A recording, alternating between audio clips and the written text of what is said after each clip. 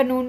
Super cup নিয়ে যাদের এত গর্ব, তারা সেই সুপার কাপ জয়ী দল লোটামার্কা ইস্ট বেঙ্গল এবছর ফার্স্ট ম্যাচেই কলিঙ্গ থেকে উলঙ্গ হয়ে বাড়ি ফিরে চলে আসলো। মানে মোটামুটি বিদায়, প্রথম ম্যাচেই বিদায়ের ঘণ্টা বেজে গেল। মানে যে সুপার কাপ নিয়ে এত লাফালাফি, জিতে ফিরবই।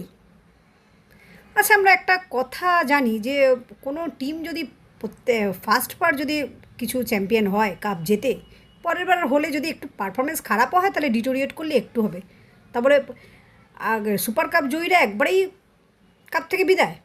এটা লোটাদের পক্ষেই সম্ভব। এই লোটারাই কিনা রাজার মতো ফিরবে। রাজার মতো ফিরবে। রাজার মতো ফেরা তো দূরের কথা, প্রজার থেকেও খারাপ অবস্থা হয়ে গেছে, পুরো জামাকাপড় খুলে ছেড়ে দিয়েছে। এরাই নাকি আবার বড় বড় কথা বলে, এরাই নাকি মোহনবাগানকে ছোটো করে। মোহনবাগান পরপর 2 বছর শিল্ড চ্যাম্পিয়ন, মোহনবাগানের সাথে নাকি পাঙ্গা নিতে আসে। আরে পাঙ্গা নিতে হলে বাপের সাথে একটু তো প্রস্তুতি নিতে হয়, এ তো ফার্স্ট ম্যাচেই শেষ।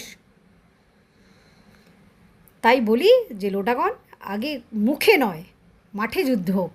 আর মাঠে যুদ্ধ হতে গেলে নিজেদেরকে শক্তপোক্ত করতে, আর মোহনবাগানের মতো টিমের সাথে লড়তে গেলে ওই একটু যাকে তাকে দিয়ে হবে না, টিমটাকে শক্ত করতে হবে, আর সাপোর্টারদেরকেও সেরকম মনোবল নিয়ে শক্ত হতে হবে।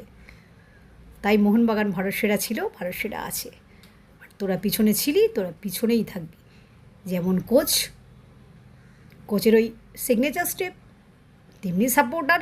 কি উল্লাস! হেরে গিয়েও লোককে গালি দিয়ে উল্লাস করে। আমরা জানি যে টিম জেতে তারা উল্লাস করে, এরা লোককে গালাগালি দিয়ে উল্লাস করছে, কোচ সমেত। অদ্ভুত টিম। তাই টিমের এত পাপ কোথায় রাখার জায়গা নেই বলে অধঃপতনে যাচ্ছে। জয় মোহনবাগান, জয় ভারত সেরা মোহনবাগান।